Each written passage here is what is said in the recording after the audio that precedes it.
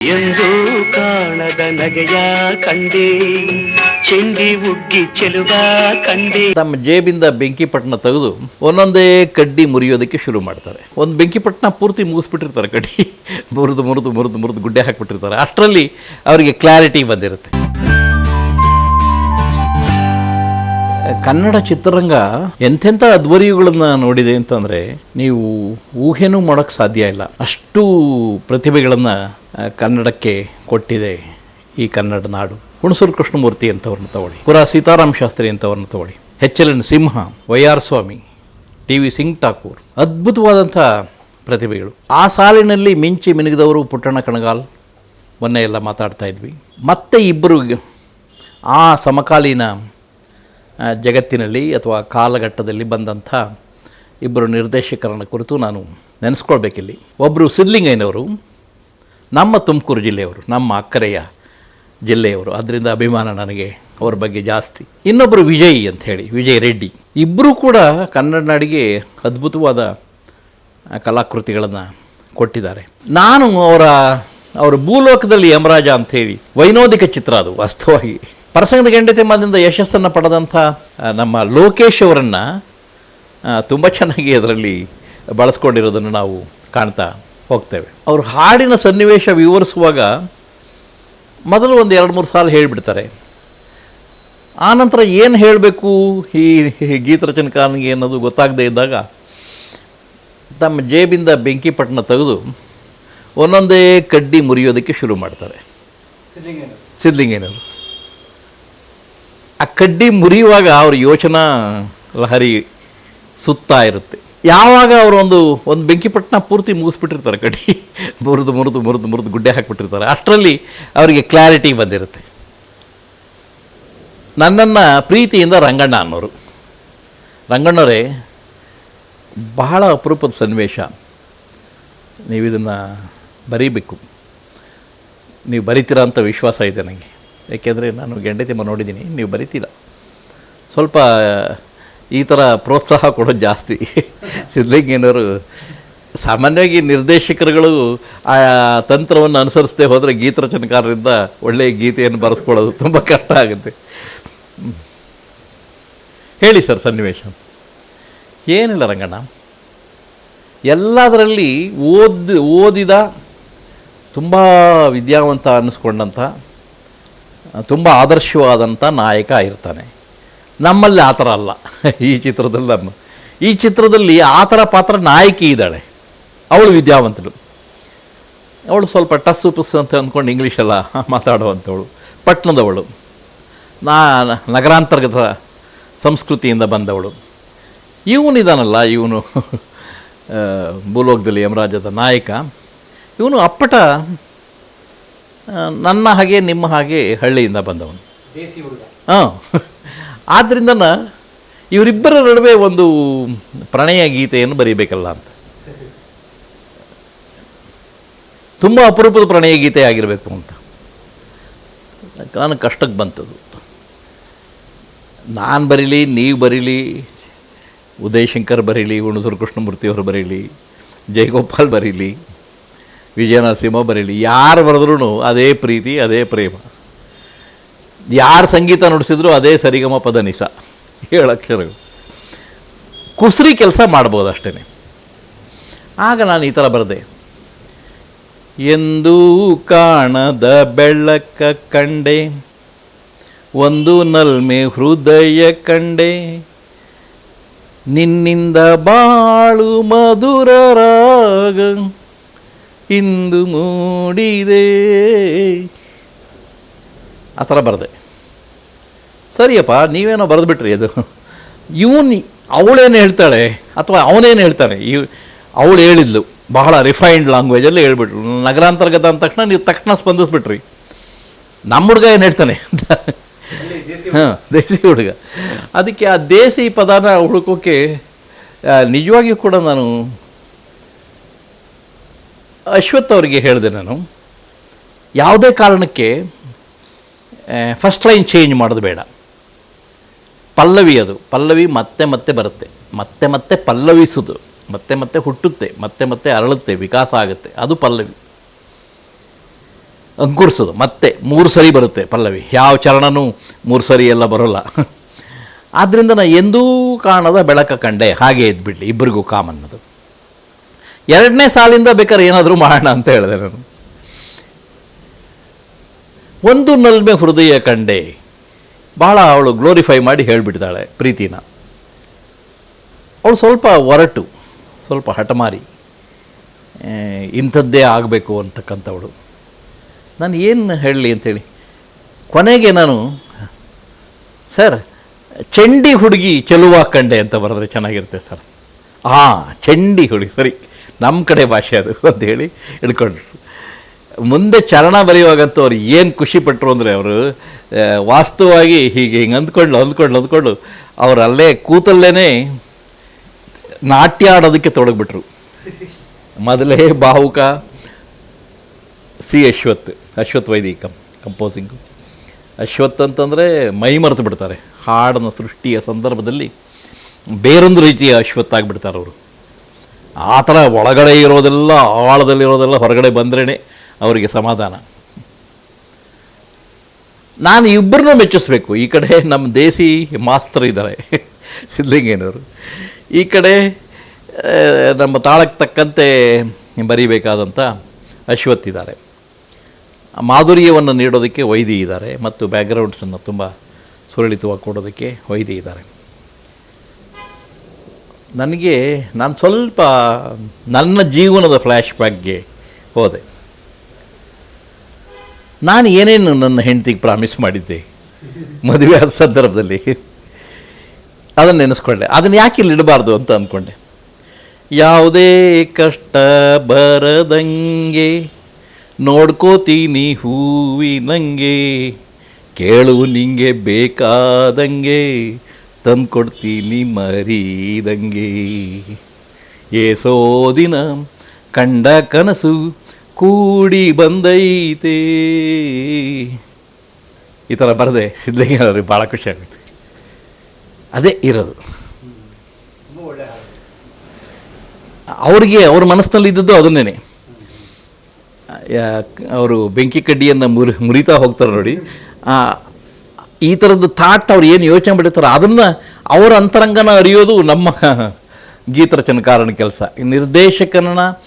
ನಿರ್ದೇಶಕ ಒಪ್ಕೋಬೇಕಾರೆ, ಸಂಗೀತ ನಿರ್ದೇಶಕರು ಒಪ್ಕೊಳ್ಳದೆ ಹೋದರೆ ಯಾವ ಗೀತರಚನಕಾರನೂ ಯಶಸ್ಸಾಗಿ ಅಲ್ಲಿಂದ ಕಂಪೋಸಿಂಗ್ ಸೆಷನ್ನಿಂದ ಹೇಳೋಕ್ಕಾಗಲ್ಲ.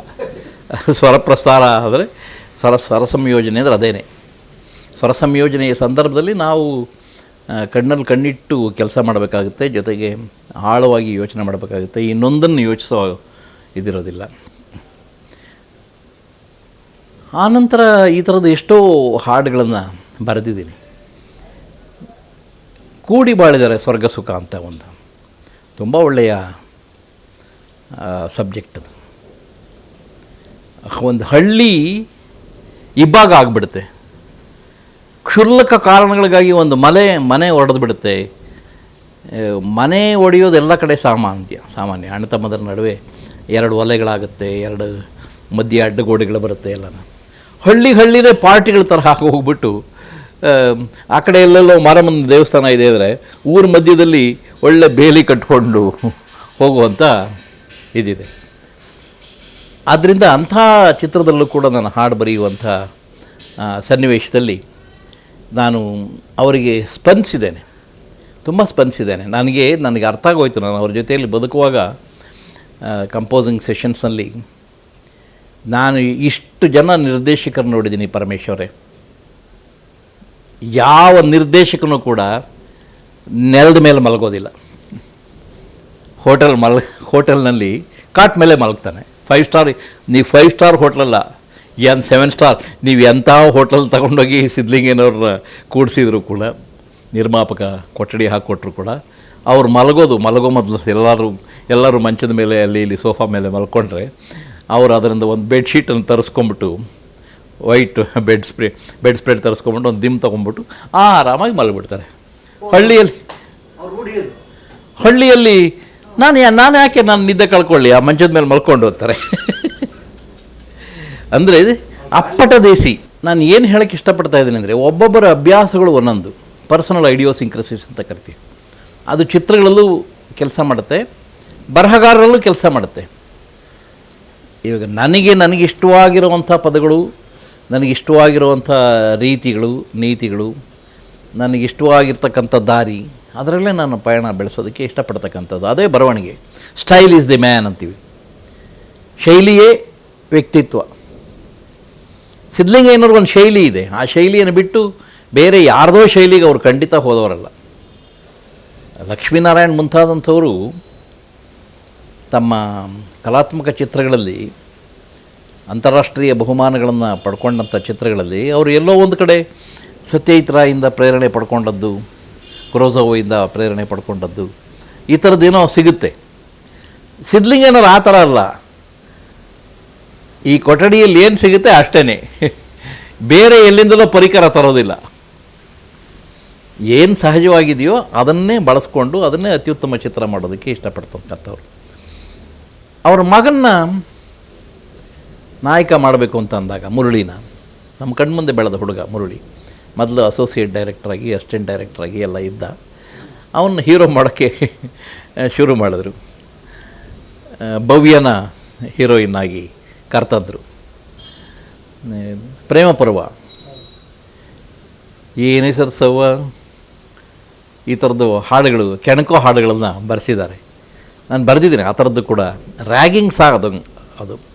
ಆದರೆ ಅದನ್ನು ಬರೆಯುವಾಗ ಎಲ್ಲೂ ನಾನು ಅಶ್ಲೀಲ ಆಗದ ಹಾಗೆ ನೋಡ್ಕೊಂಡಿದ್ದೀನಿ, ಆ ಹಾದಿ ಬಿಟ್ಟು ಹೋಗದ ಹಾಗೆ ನೋಡ್ಕೊಂಡಿದ್ದೀನಿ. ನನಗೆ ನನ್ನದೇ ಆದಂಥ ಒಂದು ಪರಿಧಿ ಇದೆ. ಆ ಪರಿಧಿಗೆ ತಕ್ಕ ಹಾಗೆ ನಾನು ಸ್ಪಂದಿಸ್ತಾ ಹೋಗ್ತೀನಿ. ಸಿದ್ಧಲಿಂಗಯ್ಯನವರು ರಾಜನ್ ನಾಗೇಂದ್ರ ಹತ್ರ ಸಂಗೀತ ಕೊಡಿಸಿದ್ದಾರೆ, ಬಳಸ್ಕೊಂಡಿದ್ದಾರೆ. G K ವೆಂಕಟೇಶನ್ನು ಬಳಸ್ಕೊಂಡಿದ್ದಾರೆ. ಭೂತಯ್ಯನ ಮಗ ಅಯ್ಯೋನಲ್ಲಿ ನನಗೆ ಬಹಳ ಇಷ್ಟ ಅದು. ವಿರಸವೆಂಬ ವಿಷಕ್ಕೆ ಬಲಿಯಾದೆಯೇತಕ್ಕೆ, ಆ ಹಾಡು ನಂಗೆ ಬಹಳ ಬಹಳ ಇಷ್ಟ. ಜಿ ಕೆ ವೆಂಕಟೇಶ್ ಸ್ವತಃನೇ ಟ್ಯೂನ್ ಮಾಡಿ ಸ್ವತಃನೇ ಹಾಡಿದ್ದಾರೆ. ಬೇರೆ ಇನ್ನು ಯಾರು ಹಾಡಿದರೂ ಕೆಟ್ಟೋಗ್ತಾ ಇತ್ತು ಅನ್ನೋದು. ಬೇರೆ ಆದಂಥ ಆ ಶೈಲಿನೇ ಬೇರೆ, ಆ ಶೈಲಿನೇ ಬೇರೆ. ಇವಾಗ ಇಳೆಯರಾಜ ಅವರು ಕೂಡ ಒಂದೊಂದು ಕೆಲವು ಹಾಡುಗಳನ್ನು ಹಾಡ್ತಾರೆ. ಚಿಕ್ಕಮ್ಮಗಳು, ಇವರ ಚಿಕ್ಕಮಲ್ಲಿಗೆ, ಪುಟ್ಟ, ಆ ಥರದ್ದೆಲ್ಲ ಏನೋ ಒಂದು ಅವ್ರದ್ದೇ ಆದಂಥ ಸ್ವಂತಿಕೆ ಇರುತ್ತೆ. ಸಿದ್ಧಲಿಂಗಯ್ಯನವ್ರಿಗೆ ಅಂಥ ಸ್ವಂತಿಕೆ ಇದೆ. ಅವರು ಬಳಸ್ಕೊಳ್ತಕ್ಕಂಥ ಎಲ್ಲ ವ್ಯಕ್ತಿಗಳಿಗೂ ಈ ಸಂಗೀತ ನಿರ್ದೇಶಕರುಗಳು ಅದನ್ನು ಅವರು ಮನವರಿಕೆ ಮಾಡಿ ತಿಳಿಸ್ತಾರೆ. ತನಗೇನು ಬೇಕು ಅನ್ನೋದನ್ನು ಹೇಳಿಬಿಡ್ತಾರೆ. ರಾಜನ್ ನಾಗೇಂದ್ರ ಹತ್ರನೂ ಸಂಗೀತ, ಆಕಾಶವೇ ಬೀಳಲಿ ಮೇಲೆ ನಾನೆಂದು ನಿನ್ನವನೇ, ಆ ಥರನೂ ಬರೆಸೋವಂಥವ್ರು. ಅಜೇಯದಲ್ಲಿ ಎಲ್ಲ ಕಲಿಯಬಲ್ಲೆ ನಿನಗೆಲ್ಲ ಕಲಿಸಬಲ್ಲೆ, ಈ ಸ್ಟೈಲ್ ಬೇರೆ. ಇಳೆಯರಾಜ ಅದಕ್ಕೆ ಮುರಳಿಗೆ ತಕ್ಕ ಹಾಗೆ ಏನೋ ಇದು ಮಾಡಿದೆವು. ಮಲೇಷಿಯಾ ವಾಸುದೇವನ್ ಹಾಡಿದ್ದಾರೆ. ಯೂಶ್ವಲ್ಲಾಗಿ ಕನ್ನಡ ನಾಡಲ್ಲಿ ಎಸ್ ಪಿ ಬಾಲಸುಬ್ರಹ್ಮಣ್ಯಮ್ನೇ ಹೆಚ್ಚು ಬಳಸೋದು. ಆದರೆ ಇಳೆಯರಾಜ ಅದೇನೋ ಮಲೇಷಿಯಾ ವಾಸುದೇವನ್ ಅವ್ರ ಥರ ಹಾಡಿಸಿದರು. ನಾನು ಯಾಕೆ ಹೇಳ್ತಾ ಇದ್ದೀನಿ ಅಂದರೆ, ಸಿದ್ಧಲಿಂಗಯ್ಯನವ್ರಿಗೆ ಒಂದು ಪರ್ಸನಲ್ ಐಡಿಯೋಸಿಂಕ್ರಸಿಸ್ ಇದೆ. ಅಂದರೆ ವ್ಯಕ್ತಿಗತವಾದಂಥ ಆಳವಾದ ಬೇರಿರುವ ಈ ಕರ್ನಾಟಕದ ಮಣ್ಣಿನ ರೈತ ಸಮುದಾಯದ ಆ ಪ್ರಜ್ಞೆ ಕೆಲಸ ಮಾಡುತ್ತೆ ಅವರ ಚಿತ್ರಗಳಲ್ಲಿ. ಆನಂತರದಲ್ಲಿ ಸಿದ್ಧಲಿಂಗಯ್ಯನವರು ಸನ್ನಿವೇಶಗಳಿಗೆ ಬಹಳ ಮಹತ್ವ ಕೊಡ್ತಾರೆ. ಸನ್ನಿವೇಶಗಳಿಗೆ ಹೆಚ್ಚು ಮಹತ್ವ ಕೊಡ್ತಾರೆ. ನನ್ನ ದೃಷ್ಟಿನಲ್ಲೂ ಕೂಡ, ನಾನು ಕೂಡ ಇವತ್ತು ಒಂದು ಚಿತ್ರ ಹಾರುವ ಹಂಸ ಅಂತ, ಹಾರುವ ಹಂಸಗಳು ಅಂಥೇಳಿ ಒಂದು ಚಿತ್ರ ಮಾಡಿದ್ದೇನೆ. ಸನ್ನಿವೇಶಗಳಿರಬೇಕು. ಸನ್ನಿವೇಶಗಳಿದ್ದಾಗಲೇ ನೀವು ಜನಮನವನ್ನು ತಲುಪೋದಕ್ಕೆ ಸಾಧ್ಯ. ಒಂದು ಘಟನೆ ಇನ್ನೊಂದು ಘಟನೆಗೆ ಪ್ರೇರಣೆ ಕೊಡಬೇಕು, ಆ ಘಟನೆ ಇನ್ನೊಂದಕ್ಕೆ ಪ್ರೇರಣೆ ಕೊಡಬೇಕು. ನೀವೆಷ್ಟೇ ಬೌದ್ಧಿಕವಾಗಿ ಮಾತಾಡಿದರೂ ಕೂಡ, ಬೌದ್ಧಿಕವಾಗಿ ಕತೆ ಹೇಳಿದರೂ ಕೂಡ, ಘಟನೆಗಳು ಬಹಳ ಮುಖ್ಯ. ಆ ಘಟನಾವಳಿಗಳನ್ನು ಸಿದ್ಧಲಿಂಗಯ್ಯನವರು ಬಹಳ ಸೊಗಸಾಗಿ ಹೇಳ್ತಾರೆ.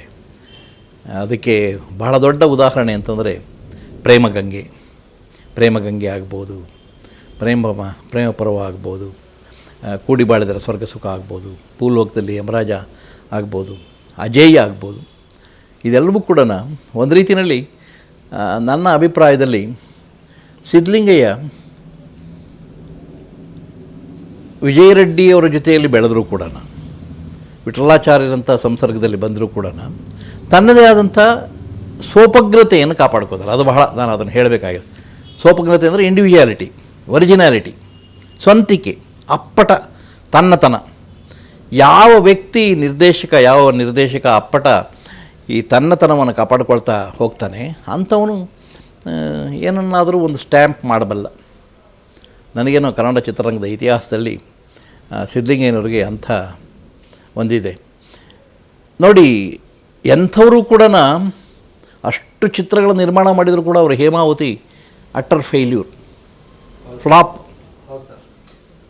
ನಾನು ಅಲಂಕಾರ್ ಥಿಯೇಟ್ರಲ್ಲಿ ನೋಡಲಿಕ್ಕೆ ಹೋಗಿದ್ದೆ. ನಾನು ಬಹಳ ದೊಡ್ಡ ವೈಫಲ್ಯವನ್ನು ಪಡೆದ ಚಿತ್ರ ಅದು. ವೈದ್ಯನಾಥನಂಥ ಸಂಗೀತ ನಿರ್ದೇಶಕನ ಇಟ್ಕೊಂಡು ಕೂಡ ಅದು ಯಶಸ್ಸನ್ನು ಕಾಣೋದಕ್ಕೆ ಸಾಧ್ಯ ಆಗಲಿಲ್ಲ. ಅಂದರೆ ಯಾವ ಕಾಲಘಟ್ಟದಲ್ಲಿ ಯಾವ ವಸ್ತುವನ್ನು ಯಾವ ರೀತಿ ಹೇಳಬೇಕು ಅನ್ನೋದು ಬಹಳ ಮುಖ್ಯವಾಗಿರ್ತಕ್ಕಂಥದ್ದು.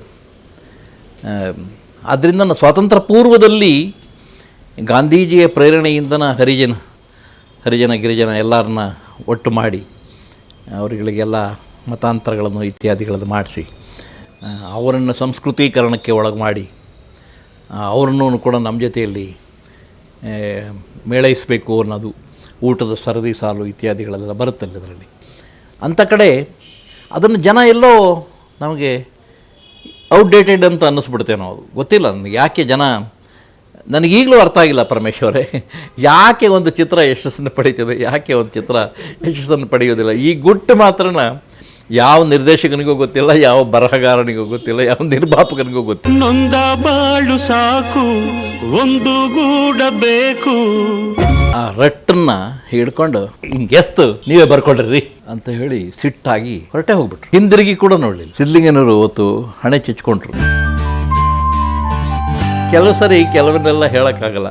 ಕೂಡಿವಾಳಿದ್ರ ಸ್ವರ್ಗ ಸುಖಾಗೆ ನಾನೊಂದು ಒಳ್ಳೆ ಹಾಡು ಬರೆದಿದ್ದೆ. ನನ್ನ ಕೆಲಸ ನಾನು ಮುಗಿಸಿದ್ದೆ. ನಾನು ಹೆಸರು ಹೇಳೋಕ್ಕೆ ಇಷ್ಟಪಡಲ್ಲ. ಇನ್ನೊಬ್ಬ ಗೀತ ರಚನೆಕಾರನಿಗೆ ಇನ್ನೊಂದು ಸನ್ನಿವೇಶ ಕೊಟ್ಟಿದ್ದರು. ಆ ಸಂದರ್ಭದಲ್ಲಿ ಅವರು ಬೆಳಗ್ಗಿಂದ ಬರೆದಿದ್ದಾರೆ ಪಾಪ. ನಮ್ಮ ರಾಜನ್ ನಾಗೇಂದ್ರ ಅವ್ರು ಮೀಟ್ರಿಗೆ ಸರಿ ಹೋಗ್ತಾ ಇಲ್ಲ ಅಂತ.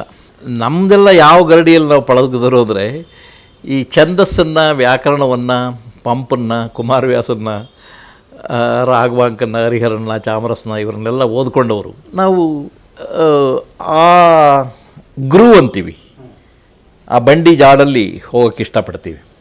ಪ್ರಾಸಾಕ್ಷರ ಎಲ್ಲಿಡಬೇಕು, ಅಂತ್ಯಪ್ರಾಸ ಎಲ್ಲಿಡಬೇಕು, ಹಾಗೆ ಅಂತ. ಅದೇನೋ ಅವ್ರು ಬರೆದಿದ್ದು ಇವ್ರಿಗೆ ಇಷ್ಟ ಆಗ್ತಾ ಇರಲಿಲ್ಲ. ಕೊನೆಗೆ ಇನ್ನೊಂದು ಸರಿ ಬರೀರಿ ಅಂತ ಹೇಳಿದ್ರು ಅವರು. ನಾನಲ್ಲಿ ಕೂತಿದ್ದೇನೆ ನಾನು. ಏಕೆಂದರೆ ಸಾಮಾನ್ಯವಾಗಿ ನಮ್ಮ ಕನ್ನಡ ಚಿತ್ರರಂಗದ ವೈಶಿಷ್ಟ್ಯ ಏನು ಅಂತಂದರೆ, ಒಂದು 5 ಜನ ಒಂದು ಗೀತರಚನೆಕಾರರು ಒಂದು ಚಿತ್ರ ಕೆಲಸ ಮಾಡ್ತಾಯಿದ್ದೀವಿ ಅಂದರೆ 5 ಜನ ಅಲ್ಲೇ ಇರ್ತೀವಿ, ಸಂಗೀತ ನಿರ್ದೇಶಕರ ಥರನೇ. ಅಥವಾ 5 ಮೂಲೆಗಳು ಅಥವಾ 4 ಮೂಲೆ ಇರುತ್ತೆ. 5 ಜನನೂ ಪಕ್ಕ ಅಲ್ಲಲ್ಲೇ ಕೂತು ಅಲ್ಲಲ್ಲೇ ಬರ್ಕೊತಿರ್ತೀವಿ ಒಬ್ರಿಗೊಬ್ರು. ಹಾಗೆ ಬೇರೆ ಚಿತ್ರರಂಗದಲ್ಲಿ ನಾನು ಇದನ್ನು ಗಮನಿಸಿಲ್ಲ. ತಮಿಳು ಚಿತ್ರರಂಗದಲ್ಲಿ ಒಬ್ಬ ಹಾಡು ಬರಿತಾ ಇದ್ದಾರೆ ಅಂತಂದರೆ ಇನ್ನೊಬ್ಬರಲ್ಲಿ ಹೋಗೋಗಿಲ್ಲ. ತೆಲುಗುನಲ್ಲೂ ಅಷ್ಟೇ. ಹಿಂದಿ ಚಿತ್ರರಂಗದಲ್ಲಂತೂ ನಿರ್ದೇಶಕನ್ನೇ ಸನ್ನಿವೇಶ ಹೇಳಿದ್ದಾದ ಮೇಲೆ ನಿರ್ದೇಶಕನ್ನೇ ಹೊರಗಡೆ ಕಳಿಸ್ಬಿಟ್ಟು ಗೀತ ರಚನೆಕಾರ ಮತ್ತು ಸಂಗೀತ ನಿರ್ದೇಶಕ ಇಬ್ಬರೇ ಉಳಿತಕ್ಕಂಥದ್ದು. ಆಮೇಲೆ ಅವರಿಬ್ಬರು ಕೂಡ ಈ ಜಾಗ ಬೇಡ, ಇನ್ನೆಲ್ಲೋ ಯಾವುದೋ ಕೆರೆ ಅಂಗಳದಲ್ಲ ಒಂದು ಒಳ್ಳೆ ಬಿಲ್ಡಿಂಗ್ ಕಟ್ಟಿದಾರಲ್ಲ ಅಲ್ಲಿ ಹೋಗೋಣ ಅಂತ ಹೇಳ್ಬಿಟ್ಟು ಅಲ್ಲೂ ಕೂಡ ಹೋಗಿ ಭಾಗಗಳು ಹಾಕ್ಕೊಂಡು ಹಾಡು ಬರೆಯುವಂಥದ್ದು. ಹಮ್ ತುಮ್ ಏಕಕ್ಕ ಮರೆ ಎಂಬೆ ಬಂದು ಅಂತ ಅಂದ್ಕೊಂಡು ಆ ಥರ ಎಲ್ಲನ ಇದು. ನಮ್ಮ ಕನ್ನಡದಲ್ಲಿ ಆ ಥರ ಅಲ್ಲ. ನನ್ನ ಕೆಲಸ ಆಗಿತ್ತು, ನಾನು ಕೂತ್ಕೊಂಡು ಅಲ್ಲೇ ಪತ್ರಿಕೆಯನ್ನು ಓದ್ಕೊಂಡಿದ್ದೆ. ಯಾವ ಗೀತ ರಚನೆಕಾರನಿಗೆ ಆ ಸನ್ನಿವೇಶ ಕೊಟ್ಟಿದ್ದರು ಅದನ್ನು ಅವರು ಬರೆಯೋಕ್ಕೆ ಪ್ರಯತ್ನ ಪಟ್ಟರು. ಅವರು ಸಿದ್ಧಲಿಂಗಯ್ಯನವ್ರನ್ನ ಅರ್ಥ ಮಾಡ್ಕೊಳ್ಳೋಕ್ಕಾಗಲಿಲ್ವೋ, ಆ ಸನ್ನಿವೇಶ ಅರ್ಥ ಮಾಡ್ಕೊಳ್ಳೋಕ್ಕಾಗಲಿಲ್ವೋ, ಅಥವಾ ರಾಜನ್ ನಾಗೇಂದ್ರ ಅವರ ಸ್ವಭಾವ ಅವ್ರಿಗೆ ಅರ್ಥ ಆಗಲಿಲ್ವೋ, ಅಥವಾ ಅವ್ರ ಪ್ಯಾಟ್ರನ್ ಆಫ್ ವರ್ಡ್ಸ್ ಅರ್ಥ ಆಗಲಿಲ್ವೋ ಗೊತ್ತಿಲ್ಲ ನನಗೆ. ಕೊನೆಗೆ ಒಂದು ಸರಿ, ಇದು 7ನೇ ಸರಿನೋ 8ನೇ ಸರಿನೋ, ಅವರು ಭಾಳ ತಾಳ್ಮೆ ಬೇಕು ಗೀತರಚನೆಕಾರನಿಗೆ. ನಾವೆಲ್ಲ ಒಂದೊಂದು ಹಾಡನ್ನು 10 ಸರಿ, 11 ಸರಿ, 12 ಸರಿ, 13 ಸರಿ ಎಲ್ಲ ಬರೆದಿರೋದು ಉಂಟು. ಒಳ್ಳೆಯದಾಗಲಿ, ಇದು ಜನಕ್ಕೆ ತಲುಪಲಿ ಅಂತ ಹೇಳಿ. ಎಷ್ಟು ಪಲ್ಲವಿ ಬರೆಯೋದ್ರಲ್ಲೂ ನಾವು ಹಿಂದೆ ಮುಂದೆ ನೋಡೋದಿಲ್ಲ. ಇದು ಹೇಗಿರುತ್ತೆ, ಇದು ಹೇಗಿರುತ್ತೆ, ಇದು ಹೇಗಿರುತ್ತೆ, ಅದೇ ಅಳತೆ. ಆದರೆ ವರ್ಡ್ಸ್ ಪ್ಯಾಟ್ರನೇಜ್ ಬೇರೆ ಥರ ಇರುತ್ತೆ, ಕಾಯಿನೇಜ್ ಬೇರೆ ಥರ ಐತೆ. ಆ ಪದಗಳನ್ನು ಹೊಂದಿಸುವ ರೀತಿ, ಜೋಡಿಸುವ ರೀತಿ, ಅದನ್ನು ಸಮಾಸಪದ ಮಾಡೋ ರೀತಿ, ಈ ಥರದ್ದೆಲ್ಲ ಬೇರೆ ಬೇರೆ. ನಾನು ಅಲ್ಲಿ ಪ್ರತ್ಯಕ್ಷ ಸಾಕ್ಷಿ ಇದ್ದಿದ್ದರಿಂದ ಅವ್ರ ಜೀವನದಲ್ಲಿ ಹೇಳ್ತಕ್ಕಂಥ ಹೇಳೋದಕ್ಕೆ ಇಷ್ಟಪಡ್ತಾ ಇದ್ದಿದ್ದು. ಆ ರಟ್ಟನ್ನು ಹಿಡ್ಕೊಂಡು ಹಿಂಗೆ ಎಸ್ತು ನೀವೇ ಬರ್ಕೊಳ್ರಿ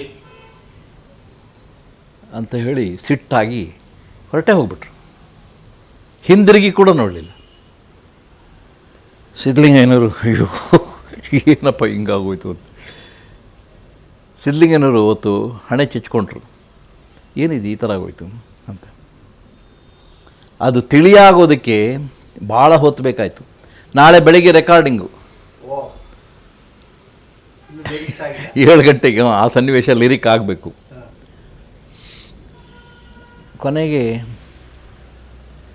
ಸಿದ್ಧಲಿಂಗಯ್ಯನವರು ರಂಗಣ್ಣವರೇ ಇಲ್ಲಿ ಬನ್ನಿ ಅಂತಂದರು. ನನ್ನ ಕಾಲರು ಮತ್ತೆ ಕಡ್ಡಿ ಮುರಿತ ಕೂತು, ನೀವು ಬರೀರಿ ಈ ಸನ್ನಿವೇಶ, ನಾನೇನು ತಪ್ಪು ತಿಳ್ಕೊಳ್ಳಲ್ಲ, ಅವರು ತಪ್ಪು ತಿಳ್ಕೊಳ್ಳಲ್ಲ, ಯಾರು ಬರೆಯೋಕ್ಕಾಗಲ್ಲ ಅಂತ ಇದ್ದೋದ್ರು ಅವರು ತಪ್ಪು ತಿಳ್ಕೊಳ್ಳಲ್ಲ, ರಾಜನಾಗಿದ್ದನಂತೂ ತಪ್ಪು ತಿಳಿಯೋ ಅಗತ್ಯನೇ ಇಲ್ಲ, ಅವ್ರಿಗೇನು ಒಳ್ಳೆ ಲಿರಿಕ್ ಬೇಕಷ್ಟೇ, ನೀವು ಬರೀರಿ, ನೀವು ಬರೀಬಲ್ರಿ ಅಂತ. ನನಗೆ ಇನ್ನೊಬ್ಬ ಗೀತರಚನೆಕಾರ ಅದನ್ನು ಬರೆದು ಓಂಕಾರ ಹಾಕಿ ಶ್ರೀಕಾರ ಹಾಕಿ ಏನೋ ಬರೆದು ಆಮೇಲೆ ಹರಿದು ಮತ್ತೆ ಬರೆದು ಹರಿದು ಮತ್ತೆ ಅದು ಆಗಲ್ಲ ಅಂತ ಹೋಗಿರೋದನ್ನ ನಾನು ತಿರ್ಗಾ ರಿಪೇರಿ ಮಾಡೋಕ್ಕೆ ಹೋಗೋದು ಅಥವಾ ನಾನು ಬರೆಯೋಕ್ಕೆ ಹೋಗೋದು, ಅದು ಚೆನ್ನಾಗಿರುತ್ತೋ ಇಲ್ಲವೋ, ಮುಂದೆ ಎಲ್ಲಿ ಅದು ಸುಮ್ಮನೆ ಈ ಮಾಧ್ಯಮದವ್ರ ಕೈಗೆ ಸಿಕ್ಕಿ ಅದು ಬೇರೆ ಬೇರೆ ರೂಪಗಳನ್ನು ಪಡ್ಕೊಳ್ಳುತ್ತೆ ಅಂತ ನನಗೆ ಒಂಥರ ಅಳುಕು ಶುರುವಾಯಿತು. ರಂಗಣ್ಣ ನಾನಿದ್ದೀನಿ, ಬರೀರಿ, ನೀವು ಬರೀರಿ ಅಂತ ಹೇಳಿ ಸರ್ ಇನ್ನೊಂದು ಸರಿ ಸನ್ನಿವೇಶ. ಅದೇಪ್ಪ ಆ ಮಾರಮ್ಮನ ಗುಡಿ 2 ಮಾಡ್ತಾರೆ, ಊರು ಮಧ್ಯದಲ್ಲಿ ಬೇಲಿ ಹಾಕ್ಕೊಂಡು ಹೋಗ್ತಾರೆ ತಡಿಕೆ, ಈ ಕಡೆಯವ್ರು ಆ ಕಡೆ ಬರೋಂಗಿಲ್ಲ, ಆ ಕಡೆಯವ್ರು ಈ ಕಡೆ ಬರೋಂಗಿಲ್ಲ. ಒಂದೇ ಕುಟುಂಬದ ಹೆಣ್ಮಗಳು ಅಲ್ಲಿ ತವ್ರ ಮನೆಗೆ ಹೋಗಿದ್ದರೆ ತಿರ್ಗಿ ಅವಳು ಇಲ್ಲಿ ಬಂದು ಸೇರೋಂಗಿಲ್ಲ, ಮಧ್ಯದಲ್ಲಿ ಬೇಲಿ ಕಿತ್ತಾಕೋಂಗಿಲ್ಲ. ಆ ಬೇಲಿ ಹಾಕೋ ಸನ್ನಿವೇಶಕ್ಕೆ ಒಂದು ಹಾಡು ಬರೀತೀರಂತ. ನಾನದೇನೋ ಒಂಥರ ಆವೇಶ ಸಿಗ್ದ, ರೋಷ ದ್ವೇಷದ ಜ್ವಾಲೆ ನಮ್ಮನ್ನೇ ನುಂಗಿ ನಗುತ್ತಿದೆ ಅಂತ ಶುರು ಮಾಡಿದೆ. ಇದು ಬೇಕಾಗಿತ್ತು ನನಗೆ. ಅದನ್ನು ಅವ್ರು ಕೊಡೋಕ್ಕಾಗಲಿಲ್ಲ. ಬರೀರಿ, ಮುಂದುವರಿಸಿ ಅಂತ ಹೇಳಿಬಿಟ್ಟು ಅವರು ಆರಾಮಾಗಿ ಏನು ಕಾಫಿ ತೊಗೋತಿರೋ, ಏನು ತೊಗೋತಿರೋ, ಟೀ ತೊಗೋತಿರೋ, ಬಾದಾಮಿ ಹಾಲು ತೊಗೋತ, ಎಲ್ಲರೂ ಬಾದಾಮಿ ಹಾಲು ಕುಡಿಯೋಣ ಅಂಥೇಳಿ ಬಾದಾಮಿ ಹಾಲು ಕುಡಿದು ಆಮೇಲೆ ಅದನ್ನು ನಾವು ಒಂದು ಗೂಡಬೇಕು, ನಾವೆಲ್ಲ ಒಟ್ಟಿಗೆ ಬಾಳಬೇಕು, ಒಂದೇ ತಾಯಿಯ ಮಕ್ಕಳು ನಾವು, ಈ ಥರದನ್ನು ಒಂದು ಫಿಲಾಸಫಿ ಇಟ್ಕೊಂಡು ಹಾಡನ್ನು ಬರೆದೆ. ಆದ್ದರಿಂದ ಸಿದ್ಧಲಿಂಗಯ್ಯನವರು ಎಂಥ ಸನ್ನಿವೇಶದಲ್ಲೂ ವಿಚಲಿತ ಆಗ್ತಾ ಇರಲಿಲ್ಲ. ಅದನ್ನು ಒಂದು ಪಕ್ಷ ಆ ನಿಮಿಷ ತಲ್ಲಣಗೊಂಡರೂ ಕೂಡ ಸಾವರಿಸ್ಕೋತಾ ಇದ್ದರು. ಅದೇ ಇರೋದು. ಒಂದೊಂದ್ಸರಿ ನಮಗೆ ಡಿಪ್ರೆಷನ್ಗೆ ಹೋಗ್ಬಿಡ್ತೀವಿ. ಬರಹಗಾರರಂತೂ ಕೂಡ ಇದು ಬೇಡ ರೀ ಇನ್ನೊಂದು ಕೊಡಿ ಅಂತಂದ ತಕ್ಷಣವೇ ಆಗಲೇ ಮುಖದಲ್ಲಿ ಡಿಪ್ರೆಷನ್ ಶುರುವಾಗಿರುತ್ತೆ. ಏನಿದೆ ಅಂತ ಆ ಥರ ಅಲ್ಲ, ಆ ಥರ ತೊಗೋಬಾರ್ದು. ಸಿನಿಮಾಕ್ಕೆ ಹಾಡು ಬರೆಯುವ ಗೀತರಚನೆಕಾರನ ಜವಾಬ್ದಾರಿ ಹೇಗಿರುತ್ತೆ ಅಂತಂದರೆ, ಅವನು ನಿರ್ದೇಶಕನ ಸನ್ನಿವೇಶವನ್ನು, ಆ ಪಾತ್ರವನ್ನು, ಯಾವ ಪಾತ್ರ ಹೇಳ್ತಾ ಇದೆ, ಯಾವ ಸನ್ನಿವೇಶ ಹೇಳ್ತಾ ಇದೆ, ಯಾವ ನಾಯಕ ಅಥವಾ ನಾಯಕಿ ಹೇಳ್ತಾ ಇದ್ದಾನೆ, ಅದಕ್ಕೆ ತಕ್ಕ ಹಾಗೆ ಬರೀಬೇಕು, ಸೂಕ್ತವಾಗಿ ಬರೀಬೇಕು. ಎರಡನೇದು, ಸಂಗೀತ ನಿರ್ದೇಶಕ ಏನು ತತ್ಕಾರ ಕೊಡ್ತಾನೆ, ತತ್ಕಾರ ಅಂತೀವಿ ಅದನ್ನು, ಸ್ವರಪ್ರಸ್ತಾರ, ಲಲಾ ಲಲ್ಲಾ ಲಲ್ಲಾ ಈ ಥರದ್ದೇನೋ ಇರುತ್ತೆ. ಕನ್ನಡದ ಗೀತರಚನೆಕಾರನಿಗೆ ಲಲಾಲ ಲಲಾಲ ಲಲಾಲ ಅಂತ ಕೊಟ್ಟರೆ ಅವನು ಅಷ್ಟೇ, ಅವತ್ತಲ್ಲೇ ಕೂತ್ಕೊಂಡ್ಬಿಡ್ತಾನೆ ಅಷ್ಟೇ ಎಲ್ಲ. ಯಾಕೆಂದರೆ ಮಧ್ಯಾಕ್ಷರ ದೀರ್ಘಾಕ್ಷರ, ಆಗೆಲ್ಲ ವಿಷಾದ ವಿನೋದ ವಿಕಾಸ ಈ ಥರನೇ ಬರ್ಕೊಂಡು ಕೂತ್ಕೋಬೇಕಾಗಿತ್ತು. ನಮ್ಮಲ್ಲಿ ಆ ಥರ ಅಲ್ಲ. ಕನ್ನಡದ ಜಾಯಮಾನಕ್ಕೆ ಅದು ಹೊಂದೋದಿಲ್ಲ. ಕನ್ನಡ ಜಾಯಮಾನದಲ್ಲಿ ಅನುರಾಗ, ಒಡಲಾಳ, ಒಡನಾಟ, ತನನಾನ ಇರಬೇಕು. ಕನ್ನಡದ ಜಾಯಮಾನ ಗೊತ್ತಿಲ್ಲದೆ ಇರೋರು ಏನು ಮಾಡ್ತಾರೆ, ಲಲ ಲಲ ಲಲ ಲಲ ಲಲ ಹಾಡಕ್ಕೆ ಚೆನ್ನಾಗಿರುತ್ತದು, ಬರೆಯೋನಿಗೆ ಹಿಂಸೆ, ನೇಣಾಕೋಬೇಕು ಅವನು. ಆದ್ದರಿಂದ ನಮ್ಮ ವೊಕ್ಯಾಬ್ಯುಲರಿನ ಅಲ್ಲಿ ಪರೀಕ್ಷೆ ಮಾಡೋದಲ್ಲ, ಮೀನಿಂಗ್ ತರಬೇಕು.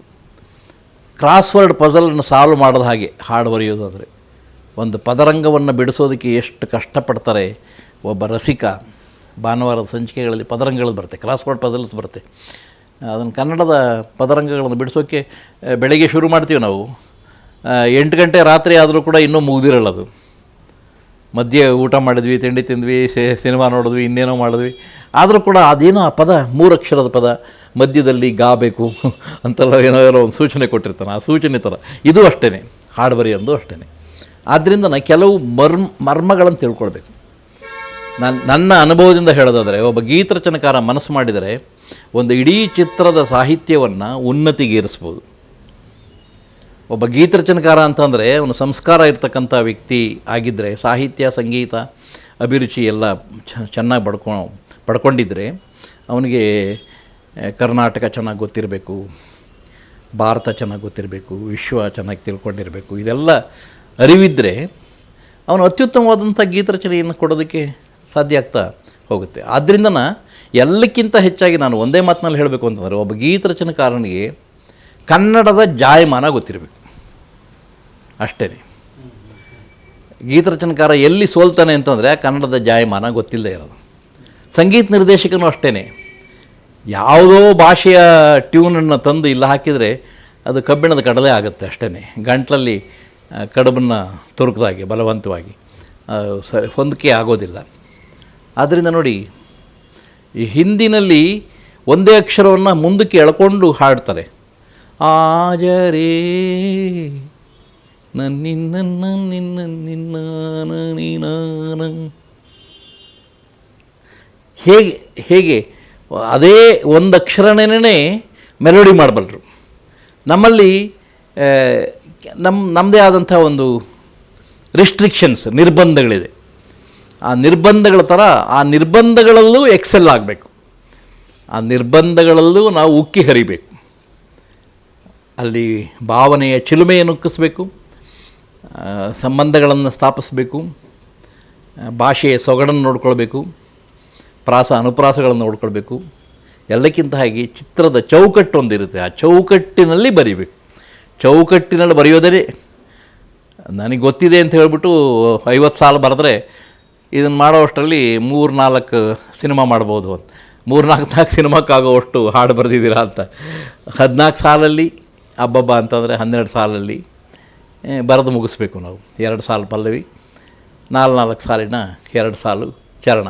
ಮೊದಲೆಲ್ಲ ನಾವು ಬರೆಯುವಾಗ ಪ್ರಾರಂಭದಲ್ಲಿ 18 ಸಾಲು 20 ಸಾಲು ಬರೀತಾಯಿದ್ವಿ, 3 ಚರಣ ಇರ್ತಾಯಿತ್ತು. ಈಗ 4 ನಿಮಿಷಕ್ಕೇ ಯಾರೂ ಕೂತ್ಕೊಳ್ಳೋದಿಲ್ಲ ಅಂಥೇಳಿ.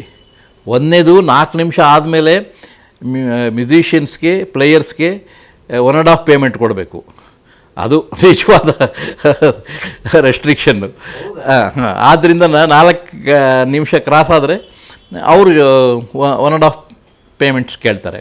ಅದಕ್ಕೋಸ್ಕರ ನಾನು ಈಗ ಒಂದು ಚರಣನೇ ತೆಗೆದಾಕ್ಬಿಟ್ರೆ, ಆದ್ದರಿಂದ ಈಗಿನವರು 2 ಸಾಲಿನ 1 ಪಲ್ಲವಿ, 4 ಸಾಲಿನ 2 ಚರಣ, ಇಷ್ಟಕ್ಕೆ ತಮ್ಮನ್ನು ತಾವು ಬಂಧಿಸ್ಕೊಂಡಿದ್ದೇವೆ, ಸೀಮಿತಗೊಳಿಸ್ಕೊಂಡಿದ್ದೇವೆ. ಗೀತರಚನೆಕಾರನಿಗೆ ಸಂಕ್ಷಿಪ್ತತೆ ಬೇಕು, ಬ್ರಿವಿಟಿ ಬೇಕು, ಸಂಕ್ಷಿಪ್ತವಾಗಿ ಹೇಳಬೇಕು.